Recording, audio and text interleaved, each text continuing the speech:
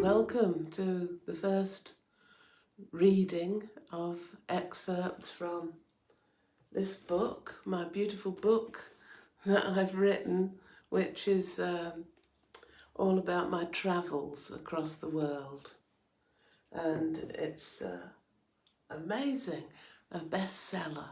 So I thought I'd just read to you a shortish excerpt which tells you about how the book got its title, which is Jumping Over My Shadow.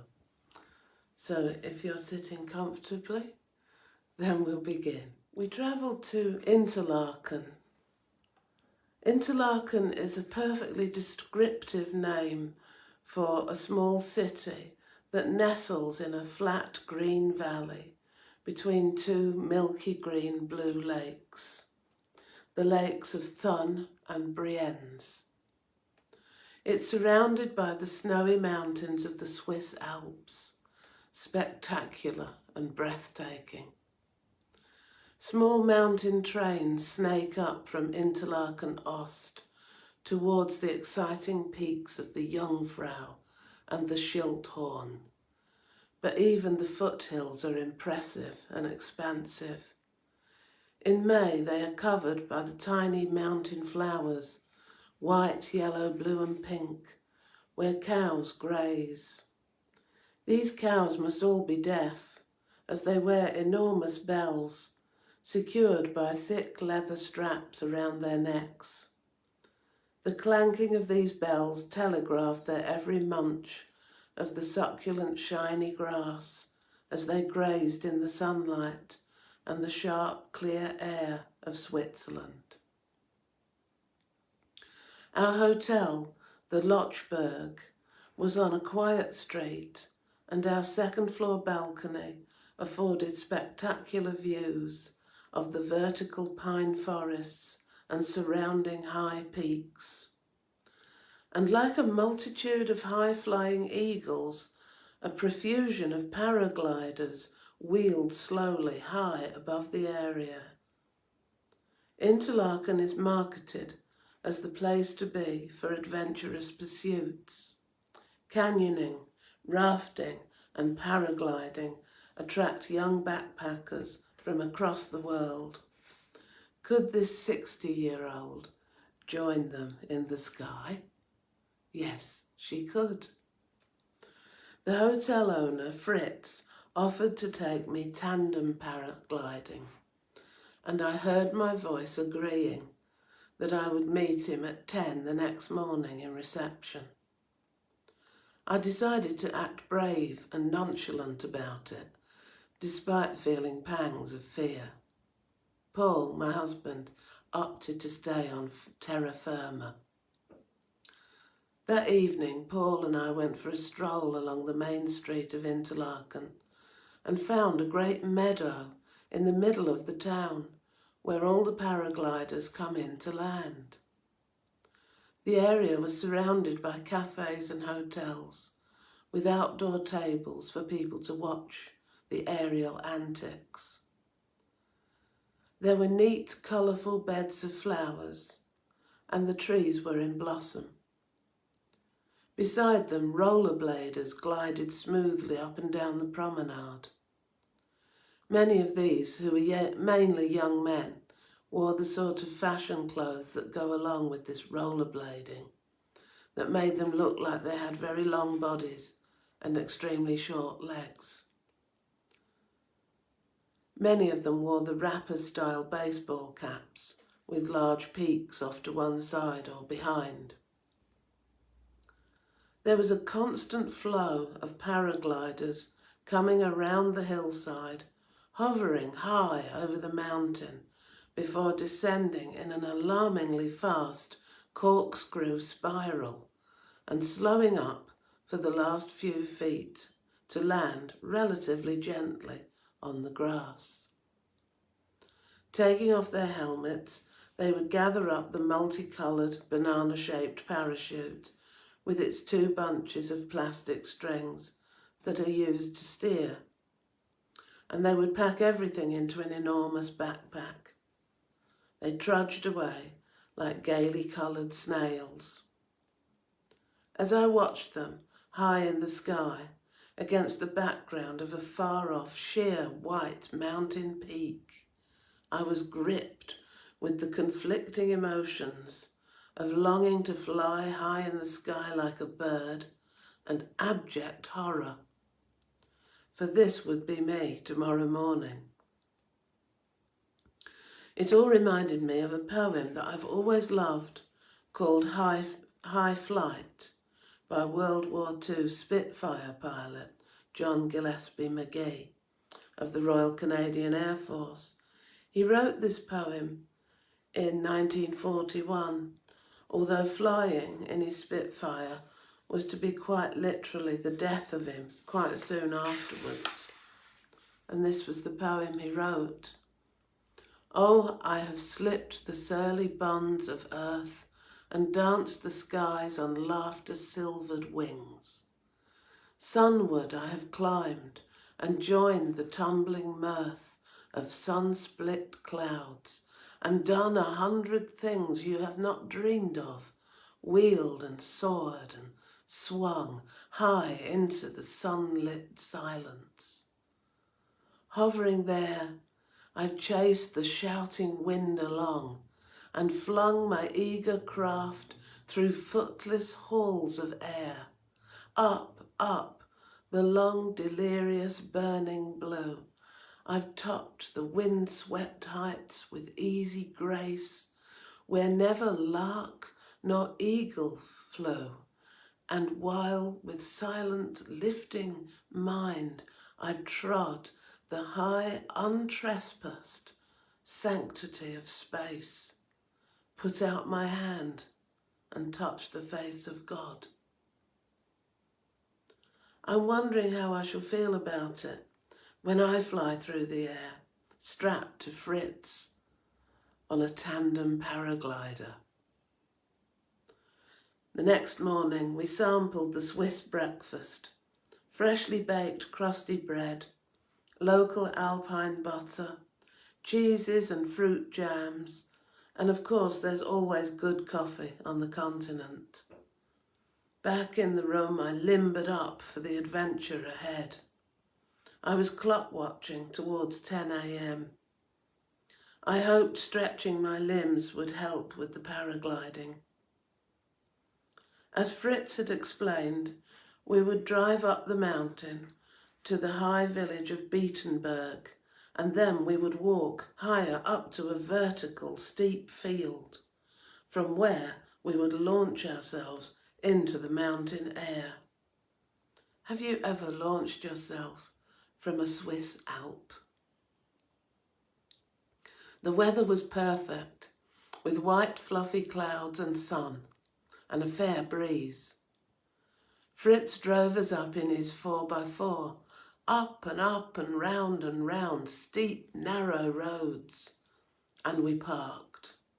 And from there we walked up and up again. He carried the bulky paragliding pack on his back, and I carried only a camera on a metal stick, which would be secured onto the paraglider. Fritz explained the reason for this, that if we drop any object at that great height in the sky, by the time it reaches the ground in Interlaken, the speed would kill someone. I was led into a very steep grassy field, where I stood uneasily at an angle. I was asked to put on a green flying suit with many zips. In fact, it seemed to consist only of zips, as I balanced on one leg on the vertical hillside, with the other leg searching for the entrance to the suit. Below us there was only a flimsy fence with a single strand of wire, a couple of 100 yards down at the end of the field, and then nothingness. The craggy snow-covered mountains all around, and just the air and the sky. From up here, the two lakes of Interlaken looked like two small blue puddles. All around us were steep hillsides of pine forests and sheer rock faces and high snowy peaks. As far as the eye could see, the misty mountain Alps made the zigzag white shapes of the skyline. Fritz was also in a green flying suit, and we both put on crash helmets. He then clipped me into an elaborate harness round my arms and legs, culminating in a kind of small canvas seat. Behind us, lying on the grass, was the long kite of the paraglider, which lay spread out with all its strings bunched at the ends into two wrist straps, for steering, as I mentioned earlier. The kite was blue with orange edges. As Fritz clipped me in, he had said, "Ah, so, the heartbeat raises, yeah?" "Yeah," I replied. That was exactly the case, as he explained how we would take off. I was to lean forward because the paraglider would try to resist us and try to pull us over backwards.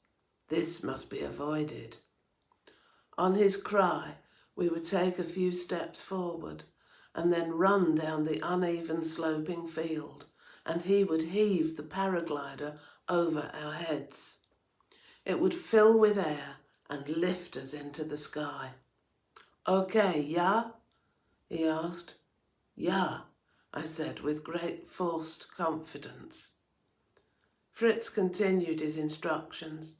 "When we take off, you must keep running in the air in case we hit the ground once more, okay?"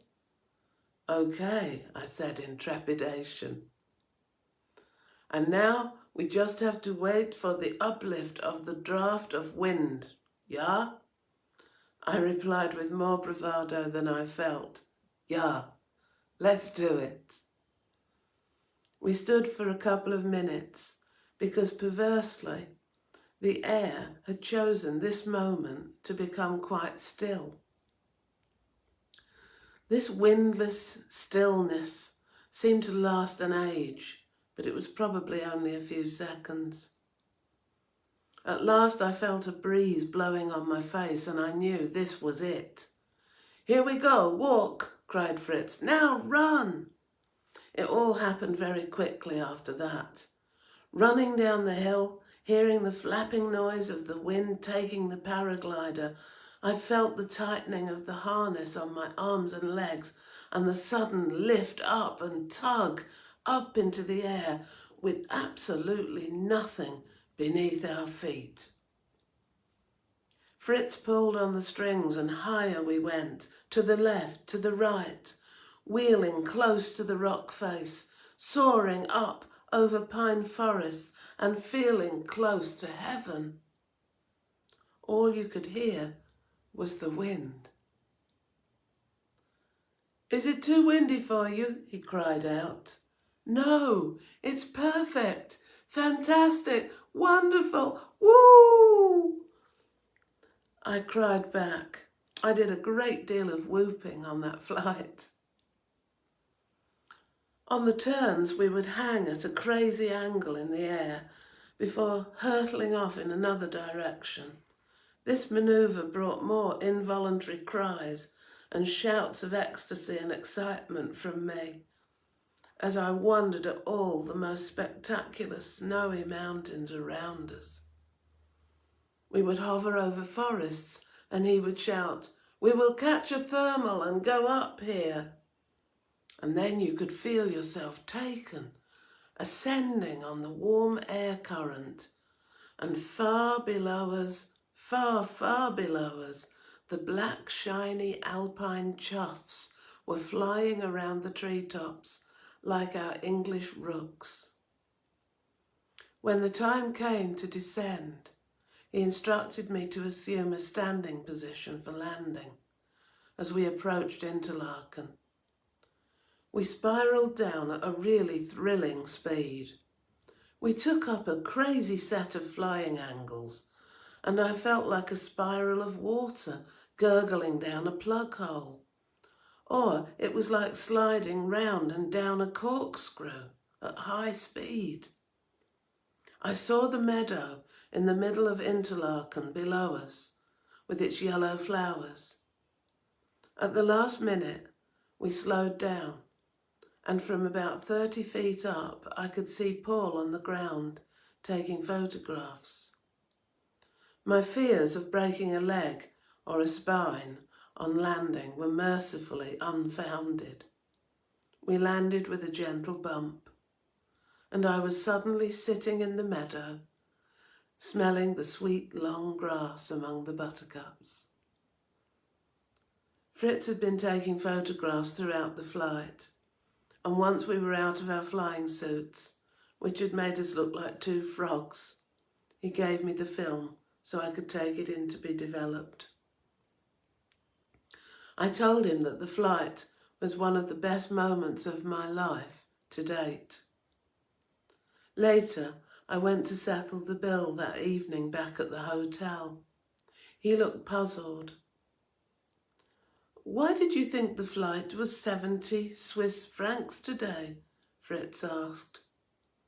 He showed me the leaflet which said that in fact the price was 170 Swiss francs. I clamped my hand to my mouth in embarrassment and urged him to include the rest of the money on the bill. But he smiled and he said, "No, it is all right. Leave it. Today you really jumped over your own shadow. Thank you